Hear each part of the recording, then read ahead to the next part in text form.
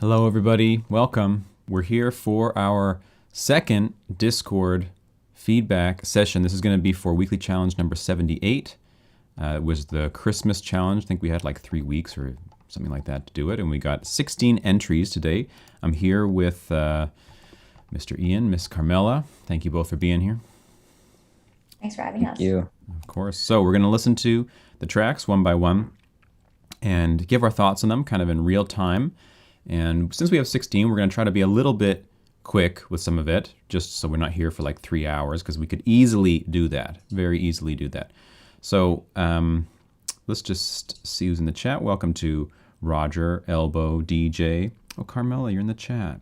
Jonah, Naragon, Hi. David. Nice to see you all. So yeah, we'll begin. This is going to be recorded as well, so if you have to go or whatever, it's going to be available later. So we're just going to go down the list as it appears in my whatever file browser. And so it's in no order other than alphabetic, but randomly sorted essentially. So we're going to start with Frederick Svensson with All I Want for Christmas Is You. We got a few of these ones to go through today. So let's start with Frederick. Stoked for this. Okay, here we go. Put this back to the start. And if you're in watching the stream, just let me know how the audio sounds. If our voices are generally balanced, if the music is balanced against the voices, if anything needs to change, just let me know. We can do that. Okay.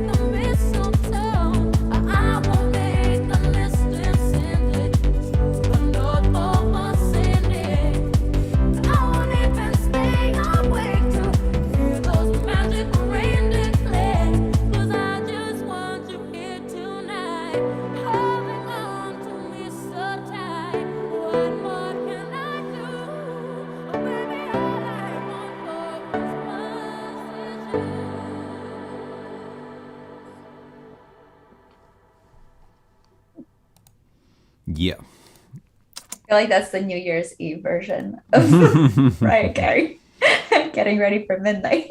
It was great. I love it. Yeah. There's a lot of great elements in it, I think. I think the overall structure is really well done. Interesting changes. I mean, of course, the like really strong reharmonization there right in the middle is super striking and feels great. The drums, simple as they are, I think they're really effective. The one thing that I would say is when it comes to like the drop, I would want it to be a bit beefier sounding, like it feels like it wants to be, but the mix is maybe that's a mix decision that was intentional. But it feels just a little bit contained if it was just a little bit more boom, boom, boom, boom, boom, with the bass being louder or whatever.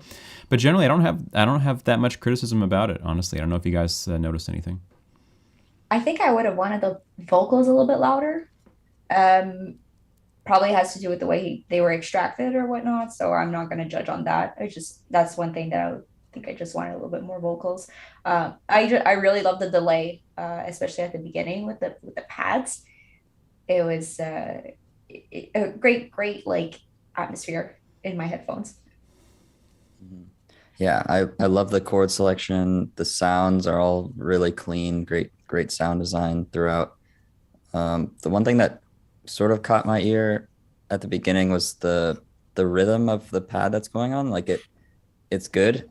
It works for what it's doing, but something about it interfacing with the vocal rhythm kind of a few times made me feel like a little weird. Like it was almost like too complex for like what the vocal was doing at the moment. Not a massive issue, just something I noticed. Let me just listen to that quickly. I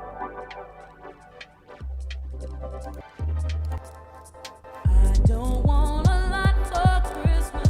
There is just one thing I need. Don't care about the presents underneath the Christmas tree. I don't need to hang my stocking. Yeah, I can see what you mean with that. I really like the bass in there, though. Now I listen to it again. Doom, doom, doom, doom. Super subby kind of sine wavy thing. It's cool. Yeah, honestly, I don't have much else to say, but really enjoyable. I thought like it's pretty much as good as you could do that, you know, grabbing those vocals. I think he maybe even added some harmonies at the end. They sound super robotic, so I can't imagine they were in the original track. But maybe they were vocoded, I don't know. But curious if he did that, Frederick, if you're in the chat there.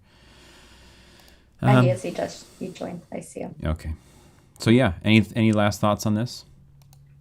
No, I would much rather listen to this version than the original. Yeah, really, really great job. Cool. Try to fix some issues stuff. For some reason, I can't see the stream. Like it's not showing up for me. I see it. It's very weird. You might have to refresh now. I want to be able to see people's comments. Yeah. Yeah, that's weird.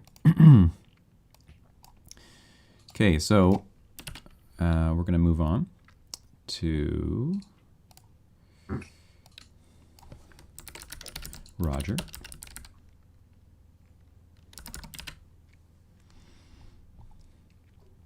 The video's unlisted. Yeah, so you can't go to my channel. Oh, Yeah. Make sure you go through the announcements. that's Click true. on the link. Yeah, yeah. Oh. That's very true. Okay, so yeah, this is going to be Roger Beckett with All I Want for Christmas, and in fact, the next one also is All I Want for Christmas. So we're gonna be into it here for a bit. Let's check it out, Roger.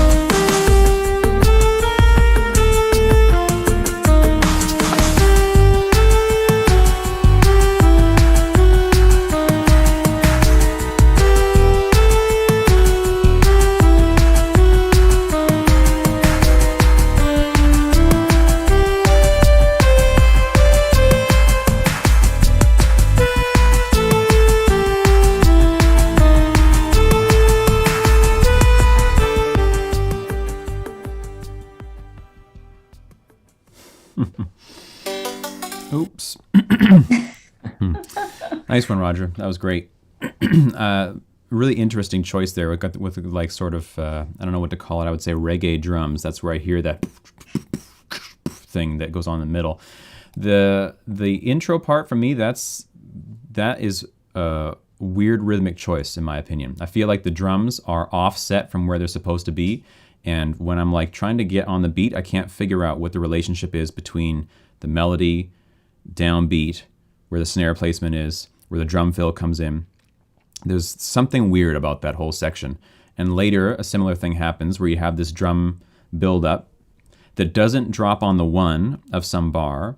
It drops on some other division, which is fine, except that the other division that it drops on doesn't reward the drum fill. It builds up, and then it's just the same again. That is a kind of like making me anticipate something, but then I don't get a payoff for it.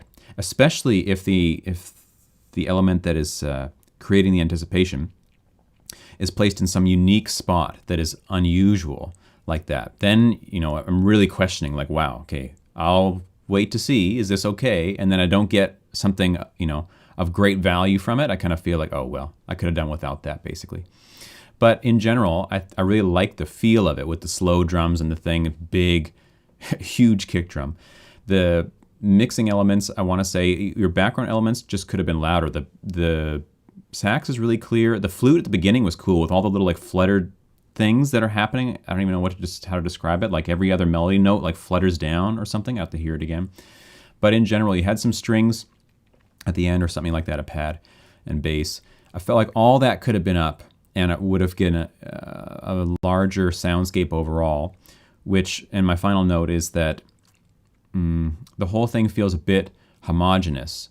I need some more differentiation between something. Either the drums need to stop for a while full on, or something. It just felt a bit samey the whole time with the sax melody hanging on, same instrumentation, same sort of bass. Nice bass motion though. But if you know what I mean, I wanted like some kind of B section, so to speak, not just for the chords to be changed, but for the arrangement to reflect that as well. I think that's the main notes I had.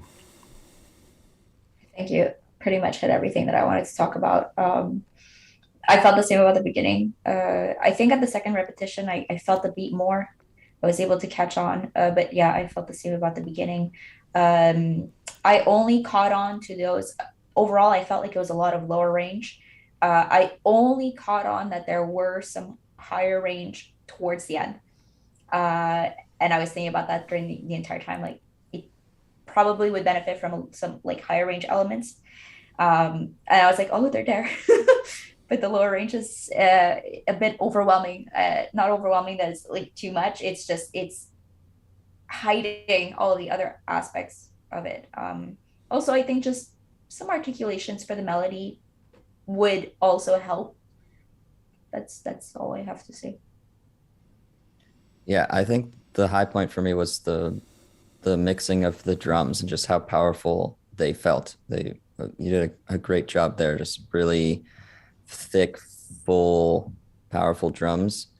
But then both in the beginning and somewhat throughout for me, I couldn't get into the groove. For whatever reason, it just felt like the pattern that you programmed, it didn't feel like it was in the pocket for me and made me feel like, yeah, grooving the whole time. I was always kind of questioning kind of where the one was, or like where the groove, where the feel was supposed to be. That, and kind of along with the lines of what Carmelo was saying, that at a certain point the sax melody became a bit samey, a bit kind of uninspiring. It didn't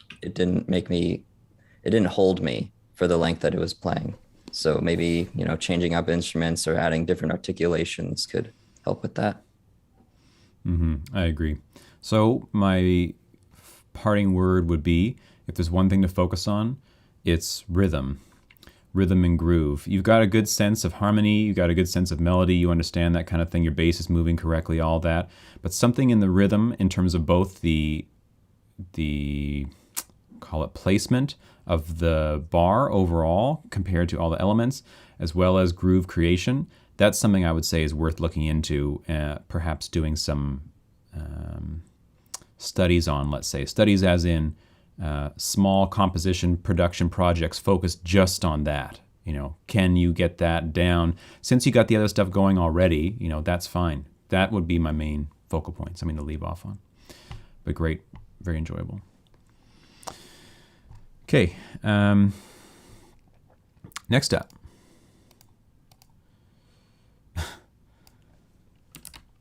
is soon to be rank number 1 in Discord chat ranks. I think we all know the name. With All I Want for Christmas. I gotta say that was a great choice of name title. One of the most great. We're always trying to add Max in the title names, right? Max Olidian and Remax. You know, this is a good one. I'm surprised it only occurred once. I never heard it in my whole life, Chris Max. Okay, here we go. Naragon.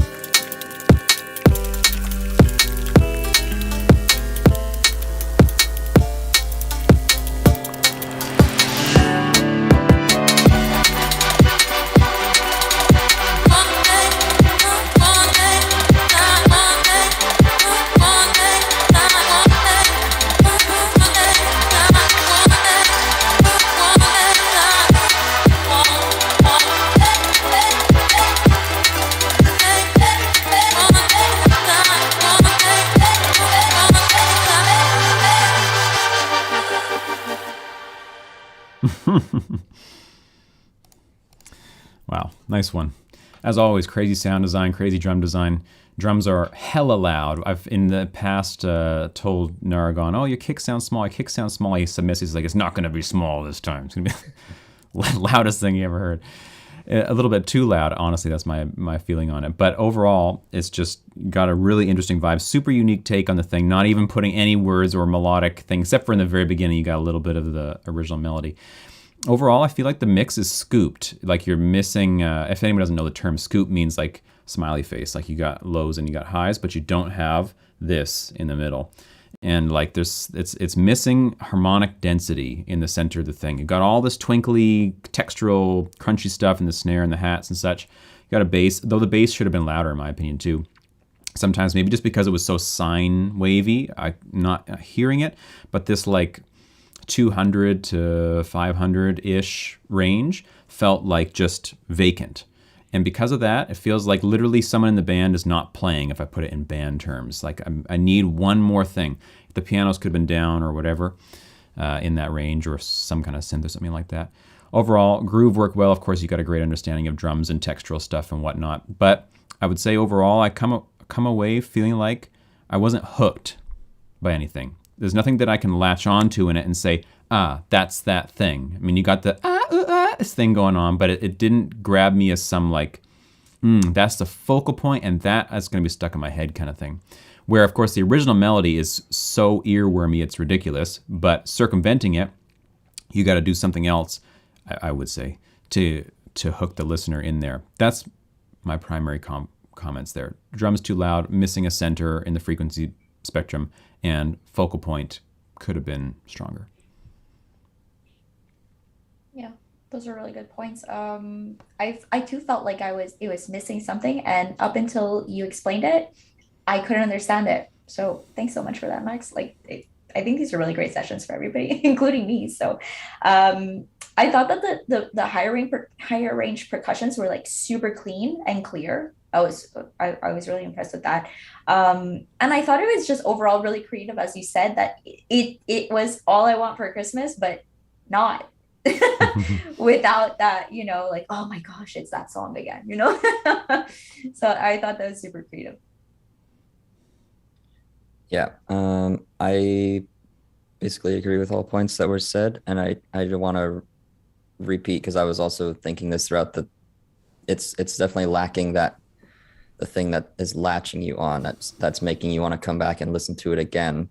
And I think it's that so little of the parts like repeat. It feels like the drums have a nice groove, the drums are consistent, and so they feel right. But then the other elements, there's so many things changing and moving in and out. And then even when the little vocal chops come in, those don't have like a repeatable thing that I can kind of hold on to and expect. They're always doing something else and new and different, which is like cool. It has its own sound, but it's not something that's like, it doesn't make me want to like re-listen to it over and over, and it kind of just makes me like confused and always like on my toes in a way, which isn't the most comfortable feeling. So before we go on this one, I want to mention something in general about drums. And in any of these genres that are beat-based, let's say, and that can be anything from like rock through various EDM genres. I mean, this hip hop, even in folk or country, depending on the type, the drums can really play a main role. And it's interesting to compare songs back and forth, because this is a note that I often have for people is getting drum balance is totally essential. Generally, for the most of the population of producers, drums should be louder than you think they should be, but maybe slightly quieter than we heard here. Essentially, if the things are not, the drum, generally speaking, is going to be equal to the melody in terms of volume, if we want to put it in some way. It needs to be the absolute front runner in any kind of beat-based music. And if it's not, it will feel lacking and weak. If it's beyond the melody, then it feels unbalanced, essentially. Like I want to turn down, but then turning down, I lose the melody. So getting that is so crucial. I want to even say, I said this on the last stream we did, one of the mix engineers that I've always looked up to had a quote once where he said, I always mix drums first. Even when the track is a piano solo, I mix drums first. And I thought, like, that's it. That's exactly the way to go. You know, if the drums are sounding good within themselves, they need to be sitting there front and center, and everything gets pushed up into them, but nothing gets pushed beyond them. They're like the ceiling that everything needs to be raised into. And if you get that, immediately the track will feel way more polished and like, wow, you know, this gets you moving immediately. I'm not saying that didn't happen in this case, but in some of the other ones and some of the ones we will listen to, the opposite is true. So just wanted to mention that while it's on my mind. Okay, next up. Oh, shit.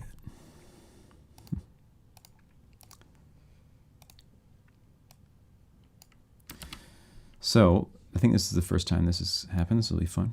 We're going to listen to Carmela's track, get her own reaction and her own comments on her song. So this should be Great. fun. We'll have mine as well, too. Okay, so... okay, here we go. The Decline of the Sugar Plum.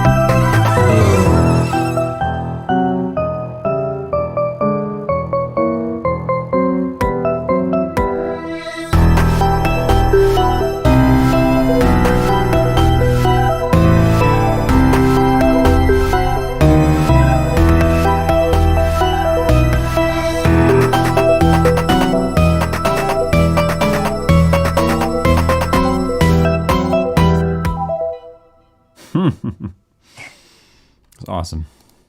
Love it. Musically, I feel like it's all there. There's so much interest, good manipulation of focal points, great variations on the main theme, you know, starting the descending bass line, but then going back again, repeating things over and over, breaking the composition, making it your own. I think that all that I don't really have anything to say about. I think that it was done really well. My primary comment, funny enough, drums. These drums, if they were like twice as loud and twice as big, I think the whole thing would have been like boom, because some of the elements in the low end, especially dome, dome, dome with the piano and stuff, are huge, and the drum is just this little. My You know? weak, it's one of my weak points for sure. Drums and mixing, so I definitely want feedback on that here. I'm still working on it, of course, but I'm not very good at it. I feel like I'm not very good at it. I go for like the bit crusher sound for drums just because it's, I guess it's like a crutch for me. It's my way of kind of like hiding the fact that I am not very good at it. It's not that they sound bad. I like the bit crush sound. I like the minimal vibe, but the kick does, I think, need more weight. It needs more sub, needs more presence in the mix. And the snare is a cool tone with the bit crush, but it too can be loud. I feel like, honestly, if you were just to boost the sub, double the volume pretty much of them, the whole thing would be heavier. And if the mix was a bit more sidechain to it as well, I mean, that's a personal preference. I'm a big sidechain nut. So that's a thing for me. The other point I want to make is that some of the instruments, in comparison to the other ones, feel sterile and too clean, too unwiggly. You have some, like these arpeggios that are like, and they have this interesting tone, and then the thing goes, and it's wiggling and all this, right? Then there's like the organ and something else that feel just like this, too dry, like they're not playing with the rest. Okay. So I feel like if the vibe is supposed to have some life, some wiggly aspect, then the juxtaposition maybe for me is not working. Whereas if it is pure chip tune and everything is just static and not wiggly, then all those things work. So that dichotomy, I think, caught me off guard a little bit. So drums, that's all I got to say. Otherwise, musically, loved it. Thank you.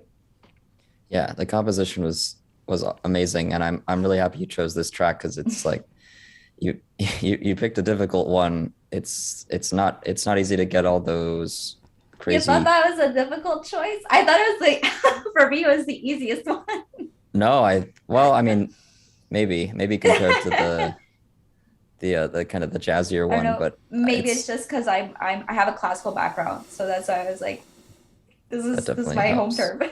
Yeah. yeah. And I guess your style is more game music, which kind of lends itself to that sort of classical feel. But yeah, the composition, I love the 8-bit drums. It worked with the whole vibe. The one kind of mixing thing that popped up while I was listening is like, for the most part, it felt quite good to me actually, in terms of like the balance of the different elements, like the arpeggios versus the lead versus, the sort of the chords and stuff. They felt, for the most part, fairly well balanced. There were only a few parts here and there where it seemed like there were clashes with volume, where it was kind of hard for me to focus on one point or another. It felt like it was getting too busy.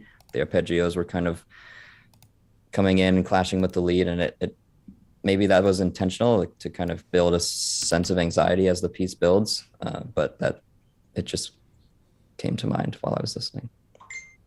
Thanks, guys. I appreciate the feedback and took my notes. Do you have any thoughts on it yourself after hearing it again?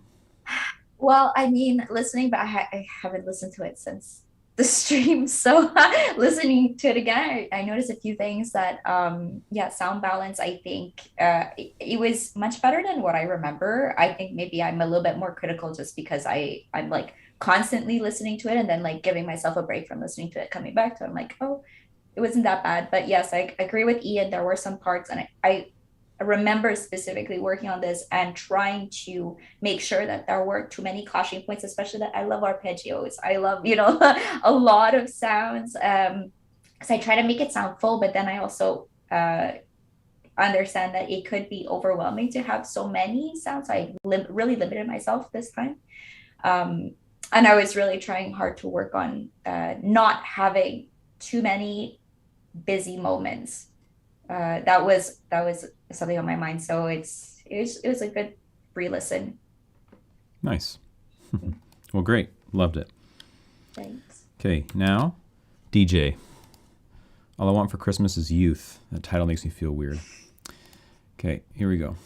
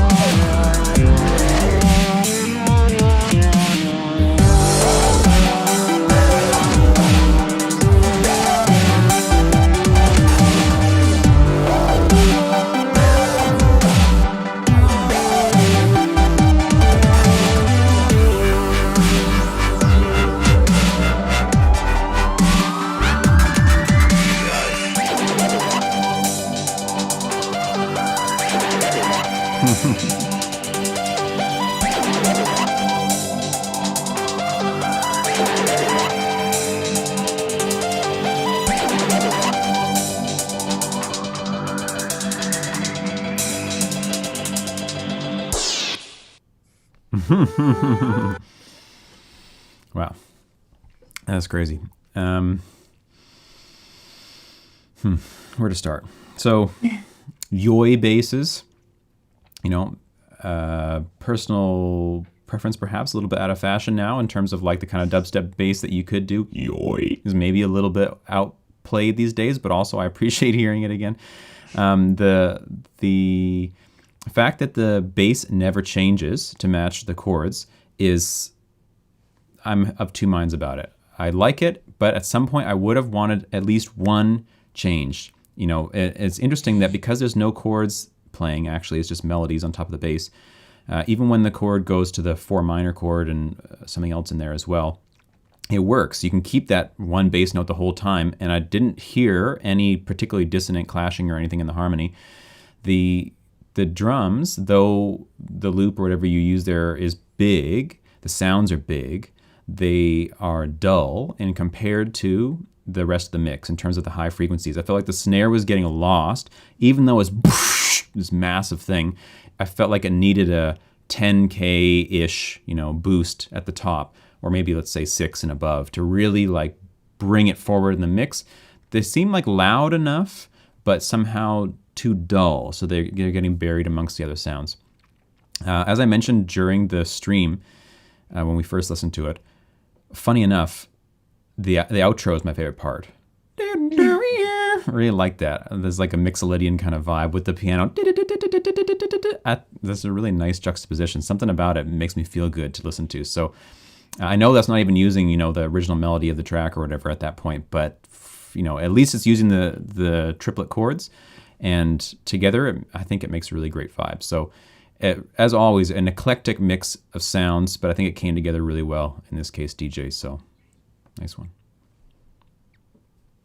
Yep, definitely. I agree with that. It's very big. It's the mix itself. I mean, you pointed out some details, and I'm like, sounds good, But I think in terms of like, it did give me like a dubstep vibe, right? A dubstep feel. So I did feel like you're right in terms of like the sounds. I think maybe a bit more variety, because like that dubstep is supposed to have that like drop and then like some gaps, and what I think just a little bit more contrast within like the body of the song. I think I love that outro. I love that there's an iconic like piano, that's that makes the song. So I love that addition, and I think it just articulations in the melody, I think, really go far.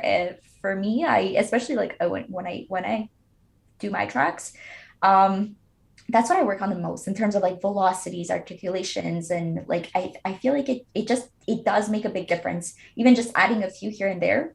I mentioned it for somebody else's track earlier, but this, I think, same here. I would add a little bit more articulations in the melody. Can you just tell the people what you mean by that? If someone doesn't know what you mean by articulations in melody. Crescendos, decrease. So like increase of sound, decrease of sound. So I'm going like musical terminology, like legatos, and then like phrasing, but it's literally like as if we speak. I don't speak in a monotone way.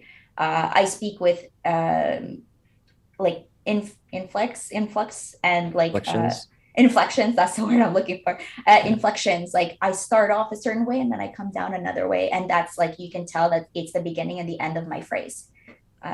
So that's what I mean. Like play your instrument as if you're like an extremely Scottish person talking.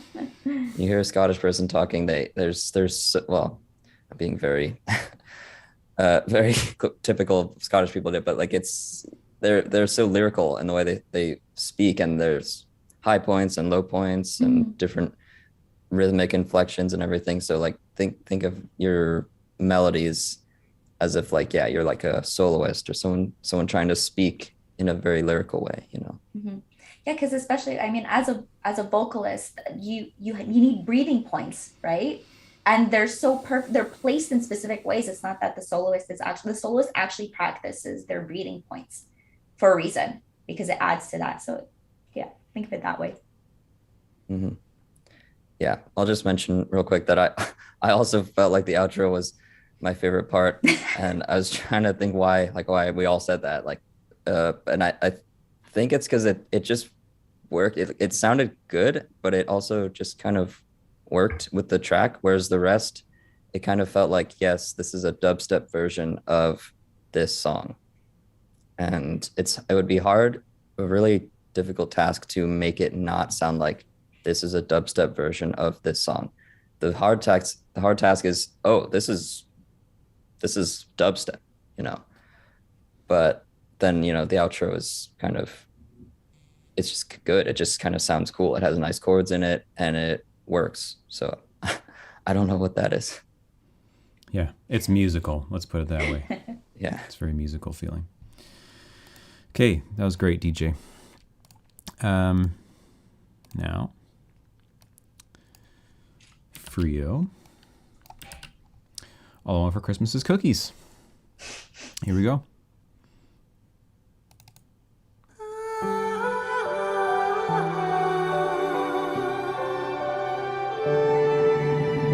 I don't want a lot for Christmas.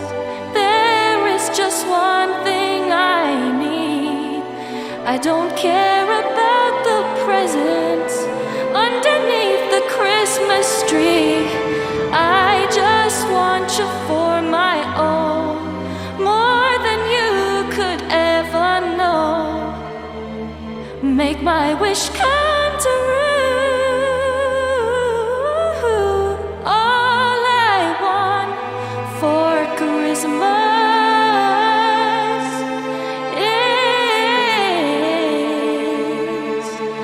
you.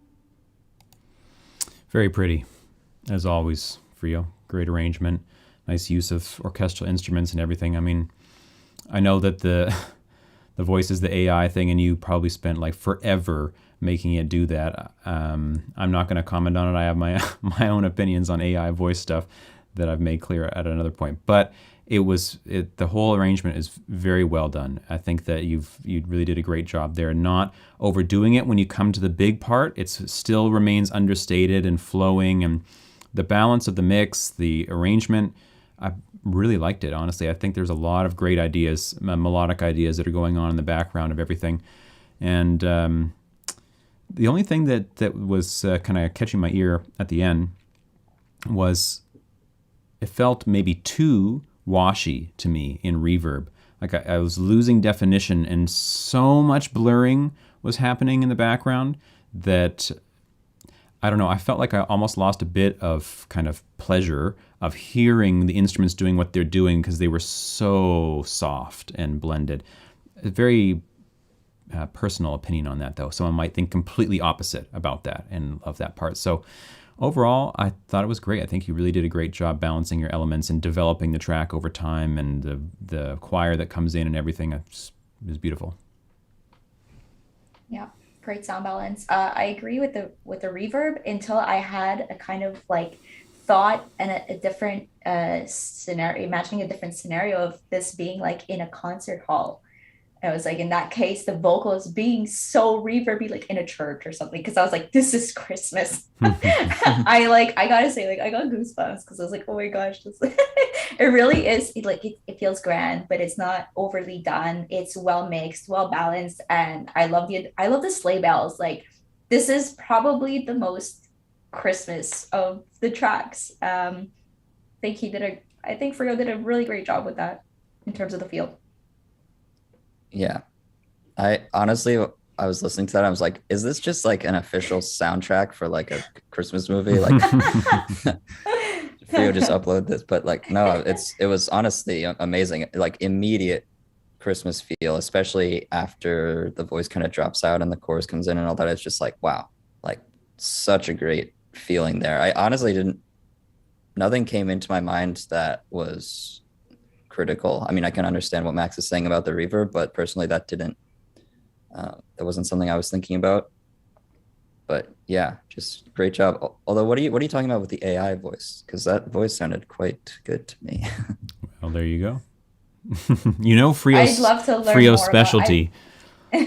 Like it sounded like Mariah Carey. Yeah. Maybe I just don't know what Mariah Carey. So like I don't understand what is it. The vocals are extracted and then the AI is its own voice, and you have to like. I still don't understand this AI. We could talk about it another time, but just. Yeah, no, you can program it to do anything, to say what you want, to move as you want, breathe as you want, all this, you know, there's different types of voices, all sorts of stuff. It's a thing. It's a big thing. That's scary. Yeah. Yeah, it was like We won't need artists and singers anymore. It's just literally like concerts are gonna be like holograms. I don't know. hell yeah. That's a whole discussion. Great Frio, though. Yeah, Very nice. really great job. Okay, so now we got Ego, Kiss of the Acid Lips, Hippie. I do remember this. Here we go.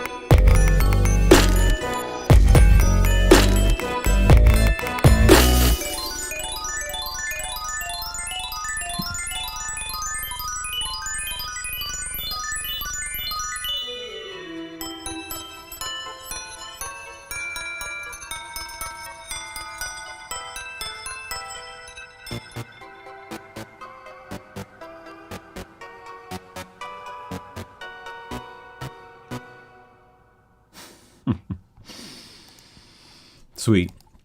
Love it. Heavy, fat. Drums are generally at a good volume, except just like Jonah said, I think that the snare is fundamental. Perhaps the whole snare was a bit loud overall, but the thing just lends itself so well. You literally just boom, ka, boom, put the song on, and it's just a banger immediately. if the sounds are big, like you got. Sound design wise, I really like a bunch of the choices you made. I thought that the initial, like basically raw saw wave was kind of like meh, you know. I would have rather that been some kind of a bit growly every time instead of just bzz, bzz, bzz. I somehow, despite all the things going on, it had a bit of an empty vibe.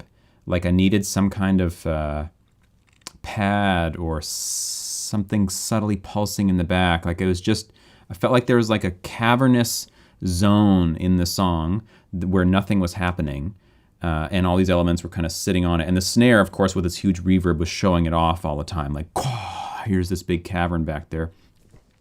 There's one kind of compositional point I wanted to make. I'm just going to try to find the actual spot here.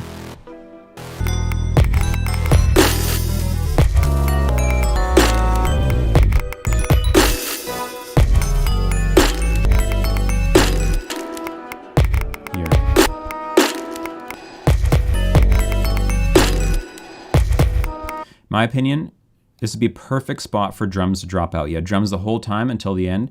I would go like nothing.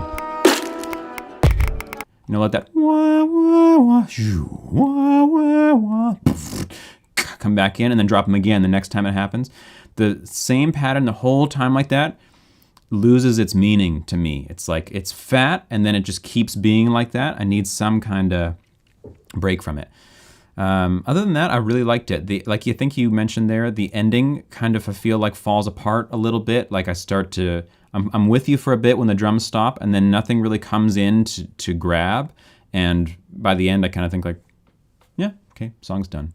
But it would have been nice to have some more kind of clear, definitive, or even just focal point during the whole ending section there. Overall, though, super fat. I think you really nailed the feel that you were going for. I was gonna say for the B section, a contrast of percussions, like of the drums. Yeah, like playing around with that little line that comes in for what I think is a clarinet or an oboe. No drums, right? Or I did want a contrasting drum section for the B section, maybe a little bit more lively with breaks. Also, I don't know if you guys noticed, but I love panning, okay? But I noticed like a snapping or a clicking that was panning between the two ears. I was all for that. I was like, oh my God, it was like a little tickle for me. got me excited. Yeah. I did notice those. I was almost going to say that maybe they were slightly distracting at points. Like I love that they're there. I just wonder if they're like a little too loud, just because maybe it's probably because I'm listening on headphones like this. You wouldn't get this sensation listening on speakers, but in headphones, at least it's like they're like directly like scratching the inside of my ears and slightly distracting at certain points, but not that big of an issue. I thought overall it was quite good. I think you have the base of the track done. The feel is good. The drums are solid.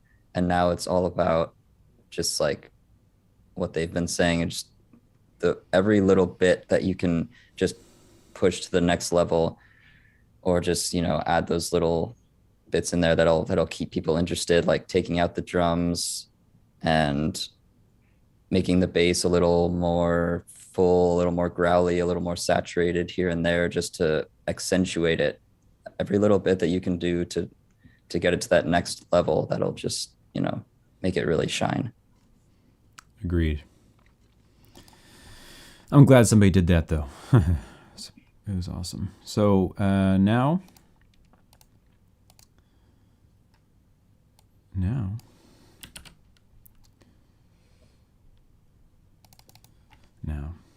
Elbow. Mariah's Lullaby. All I want for Christmas is sleep. Don't we all?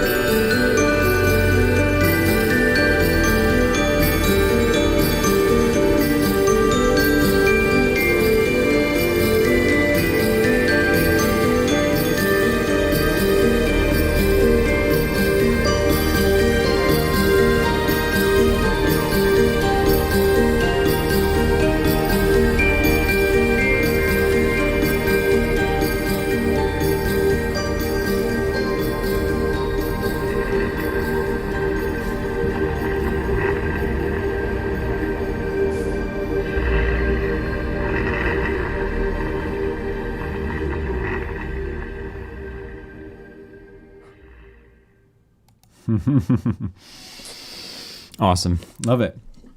As it's just very serene, kind of understated, well done. nice arrangement. Really don't have too much to say about it. I just generally enjoy it. The two critical points that I have is right here at the top. Sorry, here. This sound, whatever that is, a dulcimer guitar or something or other, I feel like it needs high passing. If you listen to the amount of kind of just rumbly low end stuff that's going on at that moment.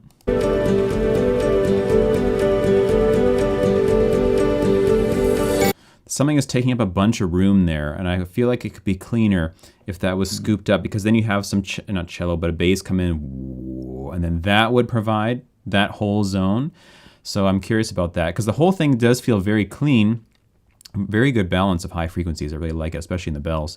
But that low end something or rather, I feel like was distracting to me. The other note that I had was the harmonic, for lack of a better term, harmonic blurring that comes from the delay and reverb. As some of the chords change, there's this confusing feeling to my ear of like I'm hearing two at once, and it gives me this odd sensation until that clears up again, which of course is always difficult to do when you're using delays and you're using reverbs and you're changing chords with big pads and whatever. They always blur over each other, but having techniques to mitigate that, for me anyway, is important. I'm always trying to figure out how to do that. But perhaps other people really like the harmonic blurring. I just get some sensation of confusion when I hear it, and that's somehow off-putting to me. But overall, I just thought it was great. It's very pleasant to listen to. So nice work. I'm with you on the reverb and delay though. I gotta say, I really like the harmonization. So that was really, really nice. And I think the reverb and delay, I think, was a little bit much, just because I did really like the harmonization, and I'm not a fan of the harmonic blurring either. It felt like a dream though, so if that's what the vibe of it was, because I mean it's like, you know what, spot on, right? But I thought, especially with the bells ringing, the amount of reverb and delay, I think, to me, didn't make it so clear. Like I wanted a little bit more clarity. Yeah, it depends on like the concept of it, right? So if it really was like, no, I want this to sound like a dream, great job. Like I wouldn't change it. Yeah. An instant winner, by the way, by using the bear snoring sound. The moment that started, I was like, oh yeah, I know what this is. Yeah, no, I really liked it. Great vibe. Yeah, I also don't really have anything else to say other than just I agree with Max and Carmela's thoughts. So great job. Great. Nice one, Elbow. Cool. Oh. Okay.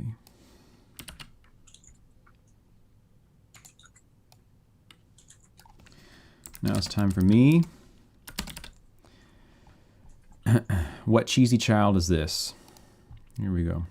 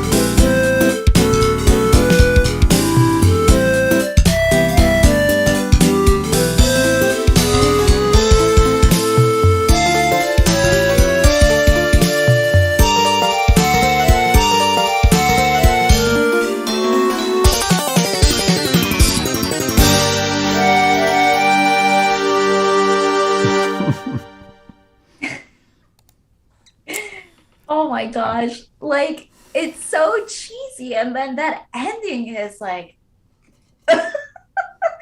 like it's you're like, whoa, okay, you know, the whole time. I mean, Max, great job. Like in turn, like harmonically, you're always super great with that. The piano comping was really fabulous. Um, I just felt like it was so cheesy that it was almost like a hold music. Like add an EQ filter on that, and it's like that hold music. Anyways, but yeah, this the ending was just it just catches you off guard. It's like it's cheesy the entire time, and then you're like, whoa, that run. So Appreciate that. Weak drums, Max. No, I'm kidding, but yeah, it's just it's exactly I think what it's supposed to be. Like it's just wacky, crazy. It makes me think of like a little band of like robotic elves, a little like analog yes. 80s instruments. You know, I want to see like a claymation music video of that or something. But yeah, I don't know. It basically does exactly what it's meant to do. I don't know what to critique about it. I'm having trouble critiquing too because it's not a typical Max track either. Because it is, I mean, it's you're reharmonizing it or like reworking a song, right? And it's really, I'll tell you, it's not my favorite. I much prefer like your original stuff. So it's a little bit difficult to actually critique on this in terms of like, I don't know, I think you did a great job at executing exactly what it is that you wanted, a cheesy Christmas track like that's like fun and funny, you know. So yeah. Great. Thank you. But Appreciate that. it's not like your full potential. So in my opinion, I think. Well, that's good. Good to know. Yeah, no, I had a blast doing it, and I was very much going for this is what it is, and it's just that. You know, what more can you say about it? I was inspired because there's a channel I watch on YouTube called LGR, and he deals with old computer technology, and so he has these Christmas episodes, and at the start of them, he plays this like super cheesy old school Christmas music played on like FM synths from some old video game or something. And as soon as I hear that, I'm like, that's what I have to do, you know, because it just seems like that's a challenge for me. That's what I really want to try to do. Can I emulate that style? And I think I did decently well, but there's a bunch of stuff that stands out to me as I listen to it, both in terms of like mixing, in terms of accents that I should have hit in the bass, in terms of interesting syncopations. I'm not going to get into the nitty gritty of it, but overall, you know, I like how it turned out, especially within the time limit I had. If I had another, you know, some days to work on it, I think I could make it even more what it is, so to speak. But yeah, I think it turned out okay. It's not my favorite either. Like even of the types of songs of this that I've done in the past, this one is not my favorite. But I guess that's what happens when I do it on stream, right? I just have to say yes to everything and go for it. And then if something doesn't end up working, then whatever. So I appreciate the comments though. I think you having such a limitation, like 2 hours to write your weekly challenge track, is also it helps you learn how to move forward. Because I find that whenever I'm working on something, I focus on little details and I obsess over them for a little too long. That was more towards when I first started music production. Now I've gotten, you know, okay, now I got to move on, right? But like I was obsessing so much that it eventually I did learn like, okay, no, you know what? I'm going to work on it later, right? I'm going to move on. And it helps you realize when it's time to move off. For you, you're just like, okay, move on now. Like next, like this is done. Okay, next, right? And you can't really go back on that, but like I think it's a good way to get you to move forward. It really is. When I first started the channel, I did a stream. I tried to do a stream series called Speed Run.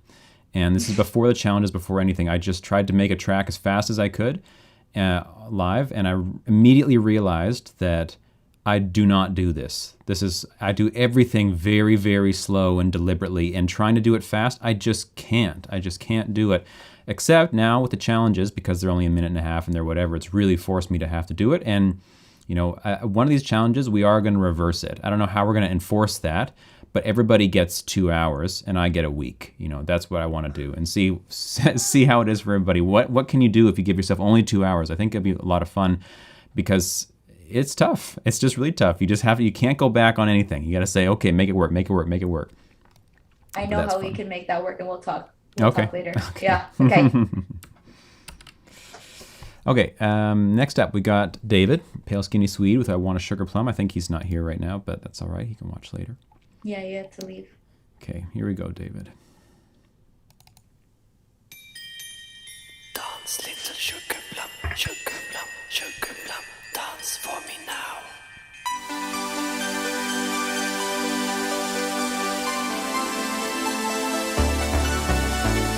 I don't want a lot for Christmas. There is just one thing I need. I don't care about the presents underneath the Christmas tree. I don't need to hang my stocking there upon the fireplace. Santa Claus won't make me happy with a toy on Christmas Day. I just want you for my own, more than you could ever know. Make my wish come true. All I want for Christmas is you. Dance, little sugar plum, dance for me now.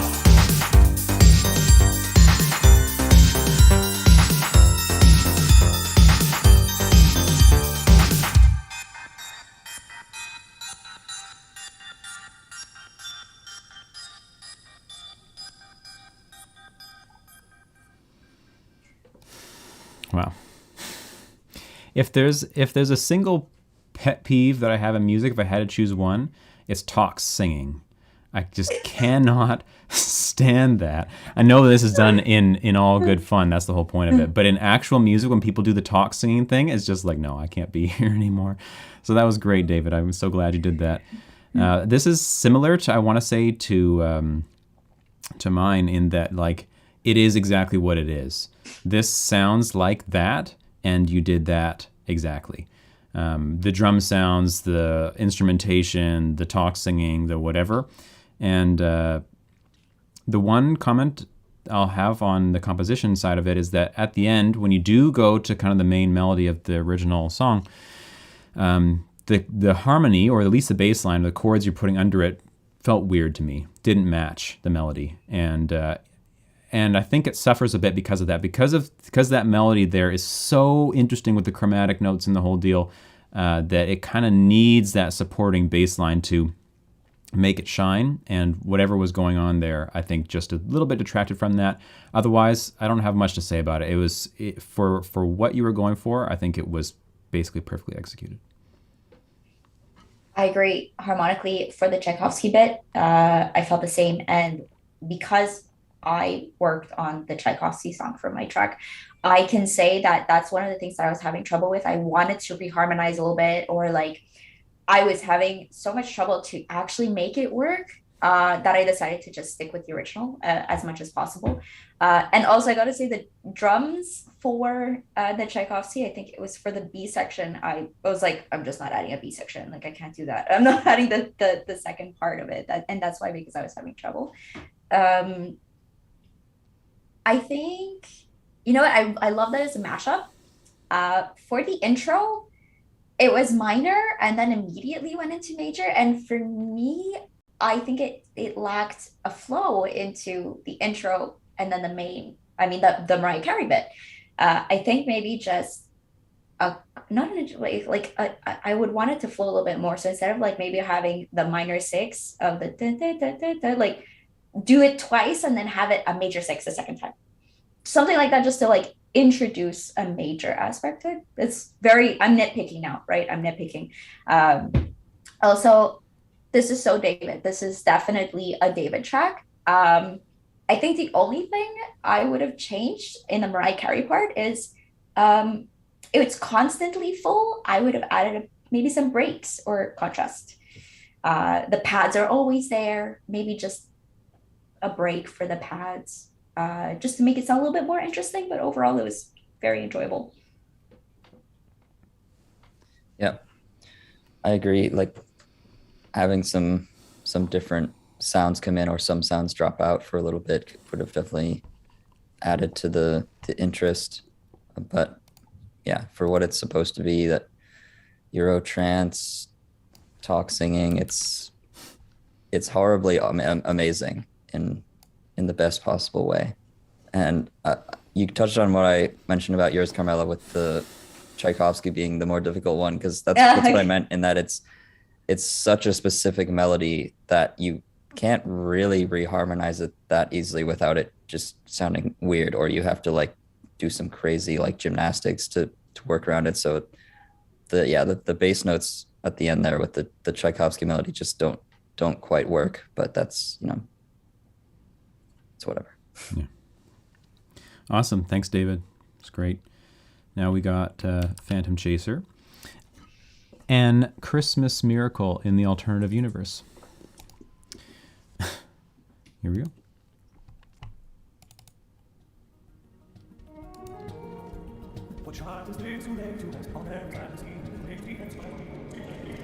It's a Christmas miracle.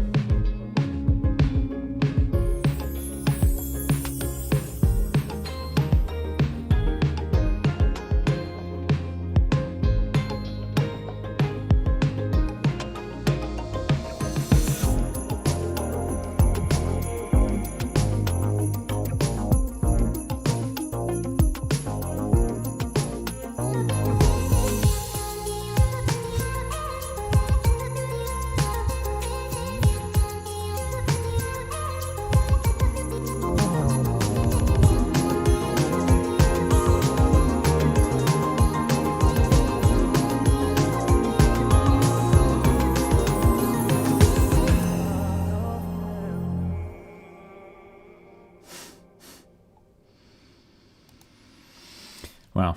So, I mean, I mentioned this on the stream. Like, obviously, this is basically not the challenge. This is like putting a little snippet of Christmas at the beginning and the end, and then some bells in the first one, and then like 5 beats that are like, hey, I made this beat, and I made this beat, and I made this beat, and I made this beat, and now they're here together in a row. All the beats in and of themselves sound good and are cool, like, interesting timbre choices and nice drums and whatever. But as far as the challenge goes, of course, there's not much I can say about it. Like, I don't particularly recognize anything or even particularly feel Christmassy about it. So it's well made. It's a well made thing. It's just not this, basically. So that's all I can say about it. Other than, man, going from halftime drums to double time drums, don't like it. That's tough for me. Unless it's done really tastefully somehow. But when you get that, and it's all chill and whatever, and then suddenly like, I was in like some nice little mood there, and now I'm like supposed to be hyped or something. I probably do that in my tracks too, but somehow here it wasn't working for me. Yeah, so as far as the talent challenge goes, yeah, I was listening to it, I'm like, which track is this? I was like, maybe someone's gonna point it out, but I couldn't tell. I think I like that. So just critiquing as a track instead of an actual challenge track. I like that there was a lot of variety in there. It was kind of like an adventure song. Yeah, sure, the halftime to double time drums is kind of like, oh, okay, now kind of like pushes you into a more energetic mood. But for me, if it's just variety, adventure song kind of thing, I don't know if for me the mix kind of sounded a little bit dull. I think I wanted a bit more clarity in some aspects. It just felt like everything was kind of like dulled out. Maybe I'm wrong. I don't know. That's what it sounded like to me. And not much else to say from my end. That's it. Yeah, I agree. I liked the first section or so, right after like the intro vocal part. But then as soon as the kind of, I don't even know how to describe it, like the squarey kind of squelchy bass comes in, that's very much like clear front and center. Like listen to the bass now. It kind of felt like a little cheap to me. I lost the vibe a bit. And then when the vocal chops come back in, I was like, oh, this is kind of cool again now. But that little section in the middle there where it's like the bass is like the main focal point, I feel like, I don't know, the sound just doesn't do it for me. And it's, yeah, it kind of broke up the vibe for me. Well, that's it then. Thanks, Phantom Chaser. I know he sent me some messages about this as well later, but just while we're here on the stream, just to be clear about it, that's our thoughts on this exact thing as it is. Moving on to Q. Christmas is here, Q. Let's check it out. Christmas time is here. Can you feel the spirit? Christmas time is here. Can you feel the spirit in the air? Christmas time is here. Can you feel the spirit? Christmas time is here. Can you feel the spirit in the air?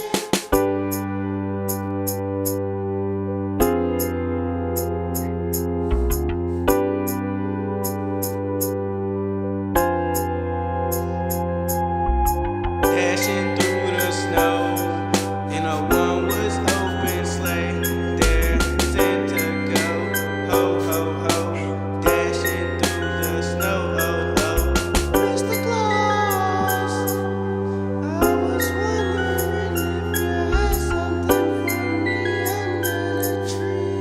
Mr. Claus, Christmas time is here. Can you feel the spirit? Christmas time is here. Can you feel the spirit in the air? Ah. And then it's over. Just like it began. Yeah. The snow ho ho, yeah.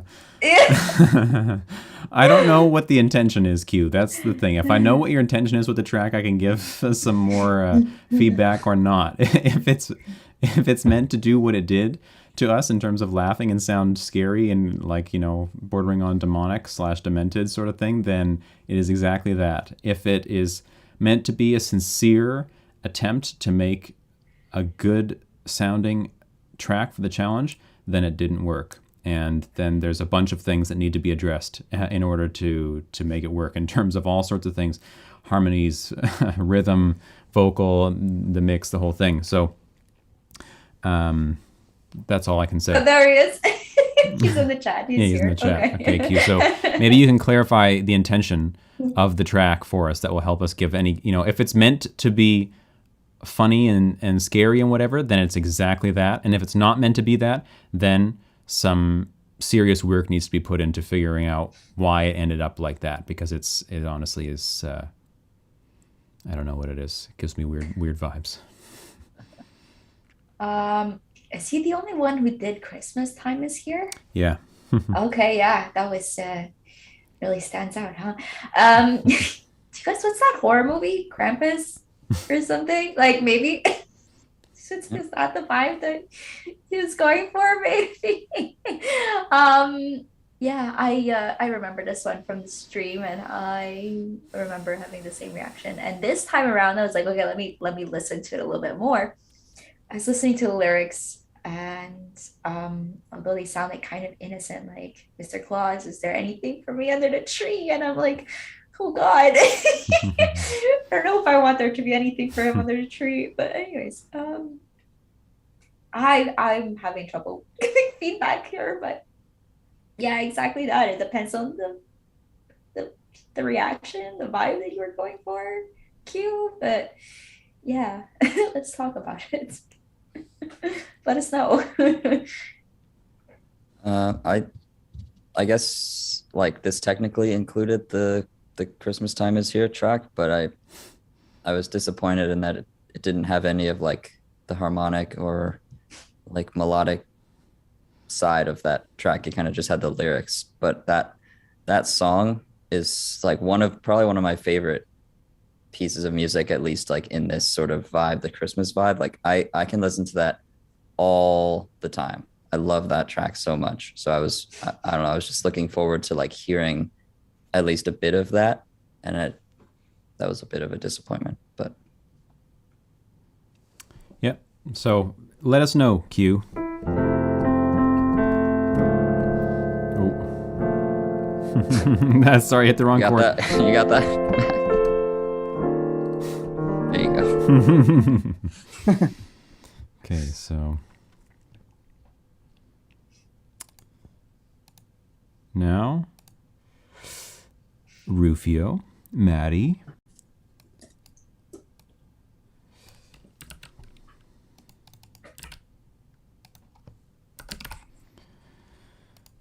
What child is this? Okay, Maddie, let's check it out.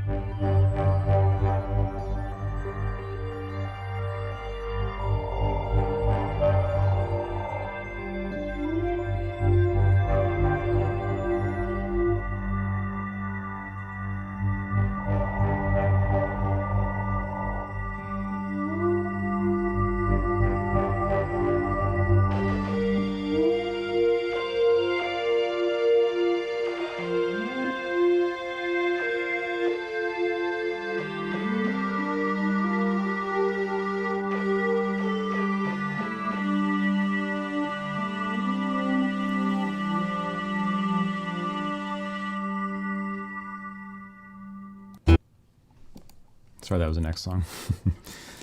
Nice. You mentioned earlier, oh, I hope they know it's toxic. No, that doesn't sound like it's a toxic joke meme track to me. That sounds like cool. I like the vibe. I like the kind of like play on the melody, kind of touching on it and then going other places. I think that the atmosphere felt good. And other than that, I think like the mix was the weak point in it in terms of just whatever volume, sound stage, this, that, and the other thing. But I think that the overall take on it was cool. So I don't know if you're sticking to your guns on the fact that this is supposed to be a toxic track that we're supposed to know is some kind of joke or something. Maybe it is, but it doesn't feel like that. It doesn't feel like that to me. It feels legit. I don't know what you guys thought about that. Yeah, that's like when you started off saying like it's a toxic. I said, no, this is actually sounds really nice. I really like the soundscape. I agree with you. The mix sounds dull. Want like a bit more clarity again. And I'm gonna bring up again articulation. I feel like the intro was like kind of like an electric-y guitar, an artificial electric-y guitar sound for the melody. Had no breathing, like none at all. So articulation for that would just make it sound a little bit better. But that was actually really nice. I loved the vibe. It was really atmospheric. Mm-hmm.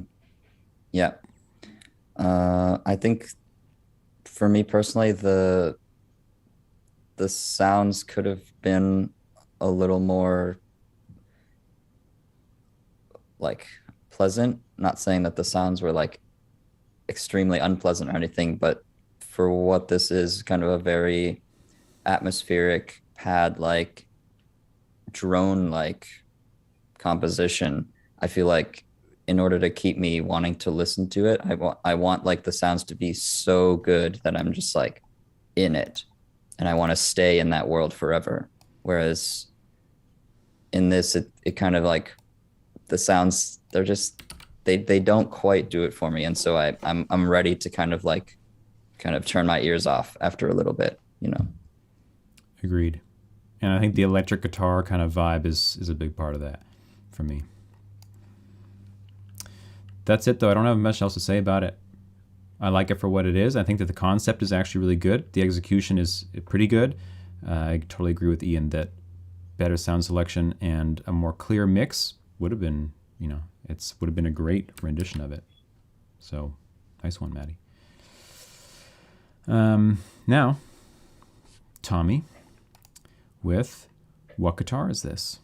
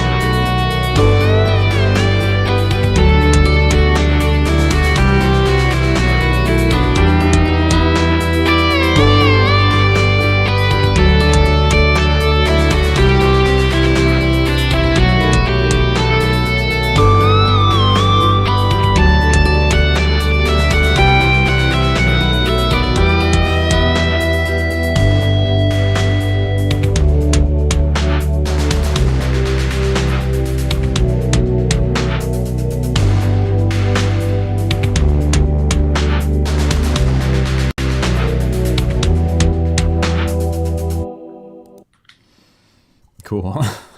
I like Ego's message there. That's what I'm envisioning too. Yeah. Shredding on the rooftops.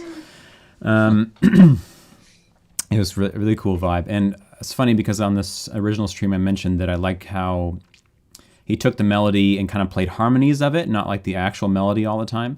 And then he sent a message in Discord saying that was not intentional. He was just trying to play the melody and couldn't get it, or did something different and it ended up sounding like that. And I thought, well, okay, well, there you go. I would really like to hear the original melody with that one, because sometimes it's on and sometimes it goes to a harmony that will work with the original one, which was kind of cool. For anyone that doesn't know, that guitar is not actually played. That's a VST. And it's I don't know, maybe just as a guitar player, it's obvious to me. It doesn't sound like someone actually played it, though once a note is sounded, it sounds real, but something in the changing of the notes sounds artificial to me. But it might just because, of course, I've heard distorted guitar for endless hours in my life, so I know all the little cues to it. But I really like the idea, though, behind this. I think it was well executed, feels good. The whammy bar stuff in particular feels really nice, the descending sounds on the high notes. And the drums are the low point for me, I would say, in terms of like the actual sounds of the drums feel kind of, I don't know, old, grungy, weak a little bit. And the distortion on the snare is a bit harsh. I like the idea that it goes and like echoes around, but it's kind of a grating sound. In general, though, I think that it was well done. Of course, the melody is the highlight. The backing instruments in terms of the pad and whatever were just serviceable. You know, there was not much articulation going on in there in terms of like interesting ways to play it or arpeggiating or things like this. The whole backing track, if it didn't have the lead guitar on it, would probably be feeling a bit mediocre.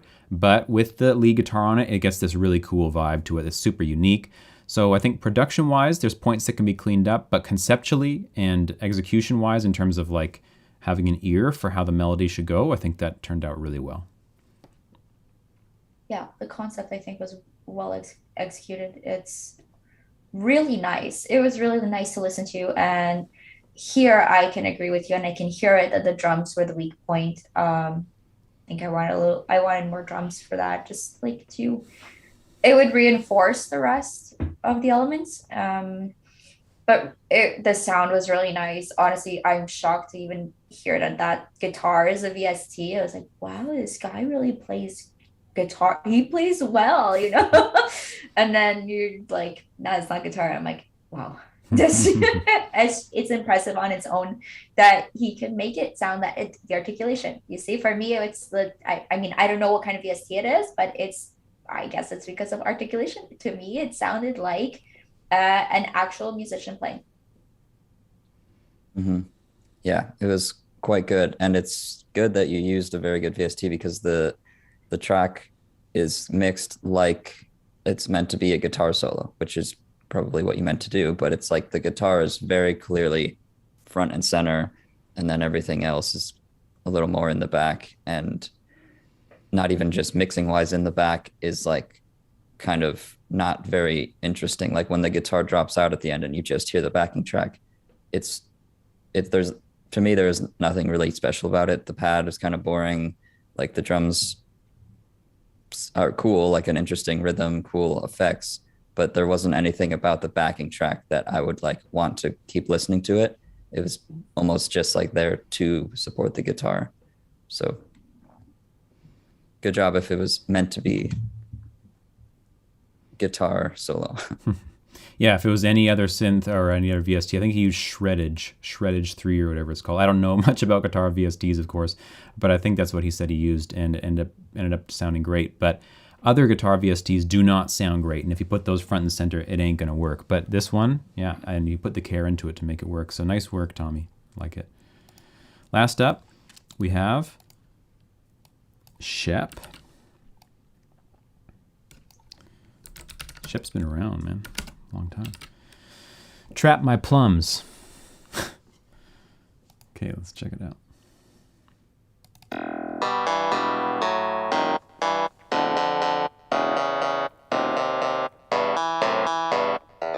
You need involvement. You need to get involved in some real Christmas project.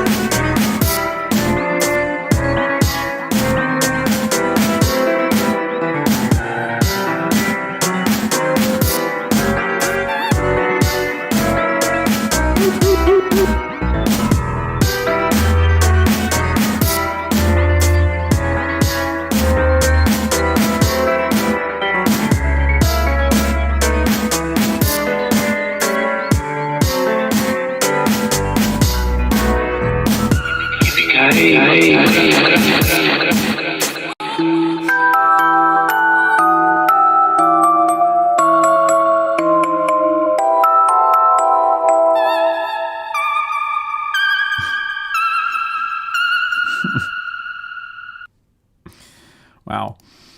Definitely could have done without that outro. But other than that, I really like the vibe. I think this is a perfect example of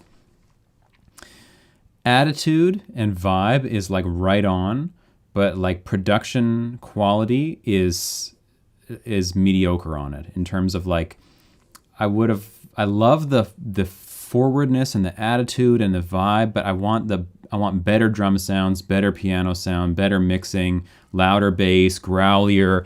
Like you could just straight up take all the MIDI that you used here and just upgrade the sounds and the production quality on it, and it would just be like a banger. It's got great ideas going on. That last little bit is begging, not that little thing, but before that when it switches to the bells, that is begging for more. Like as soon as the drums drop out and the bells come, it has this feeling of like, oh shit, this is gonna be huge now. What are we gonna get into? And then nothing happens. So I really would have liked to hear that, just even for another couple bars, have something like super fat come in and just like tear the roof off of the thing. But like the drum sounds are a good example here, and this is perhaps just personal preference, but these really like trashy, overly distorted sounds are very, to my ears, grating to me. Just sounds noisy, which gets the feeling of hyper compressed and saturated. It's big, but it's actually to me not pleasant to listen to. Just feels like So if it had cleaner sounds that were equally large and in your face, I think it would really work well. I think when it comes to those types of sounds, though, it's they could work with contrast, so they can't all have that saturation, that distortion. I was kind of thinking of like there's that piano has so much reverb, and I guess like the EQ was like maybe not EQ'd or whatnot, maybe just the sound itself kind of made me feel like listening to like an old timey piano tune, like old recording of somebody on the piano doing some sort of like ragtime, but I feel like it could have worked if everything else was more clear. Everything else had a higher quality sound. So it depends on the vibe, I think, for that. Maybe less reverb is definitely a good one here, though. I feel like everything was kind of like just echoing.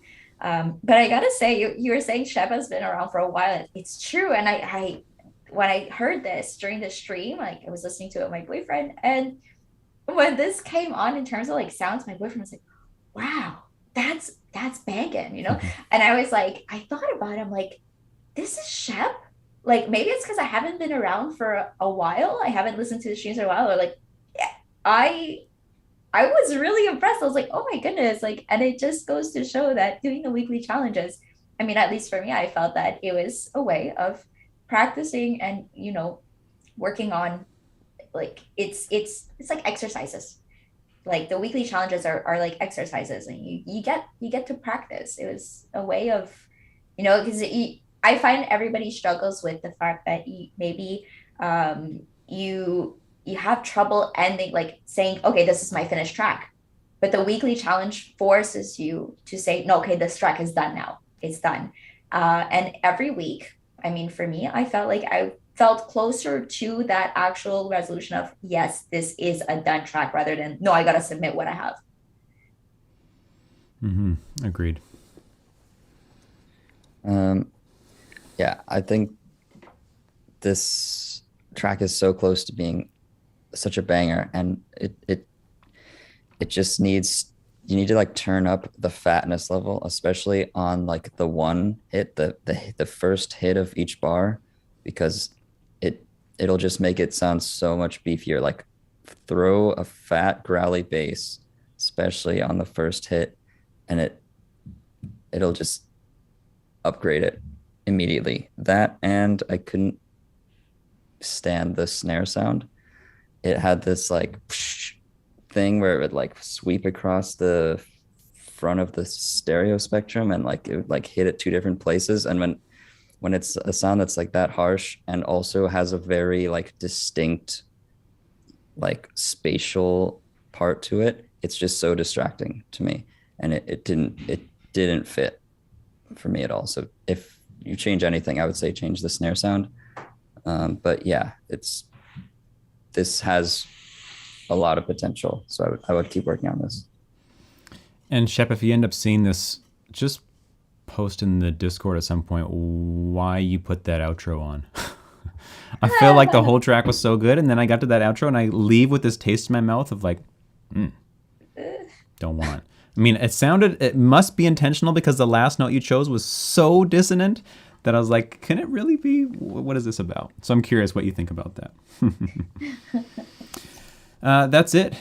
Thanks everybody for participating and submitting to that challenge, and for being here for the stream. I'm sure we'll have another one of these pretty soon with a different challenge. So we have tomorrow, the current challenge stream will be on at the same time this one was, 10 a.m. Pacific time on Sunday. We'll have a new challenge on Monday. And then if you haven't joined them yet, we have these official speakeasy hangout times in the week now. So we have one on Wednesday and one on Friday. And you can check that out by going to, in the Discord, you can go to the server info section and go down to the speakeasy bit, and you'll see what those times are. So would love to see you there. We hang out and just talk about music the whole time for like hours, which is awesome. So yeah, hope to see you guys there, and hope to see you tomorrow on the stream as well. Anything else you guys want to add? Great job to everybody. That was really well done. The weekly challenges aren't always easy, but they're really good practice. So I'm a big fan of them. Yeah, it's awesome that you guys are submitting, and I know it can be scary to get feedback, and it can feel weird, especially if you get like a lot of negative feedback, but trust me, stick with it, keep submitting, and you'll get there, basically. Yeah. Thanks to Carmela. Thanks to Ian for being here. Thanks, everybody. Appreciate Pleasure. you. And we'll talk to you soon. Bye-bye.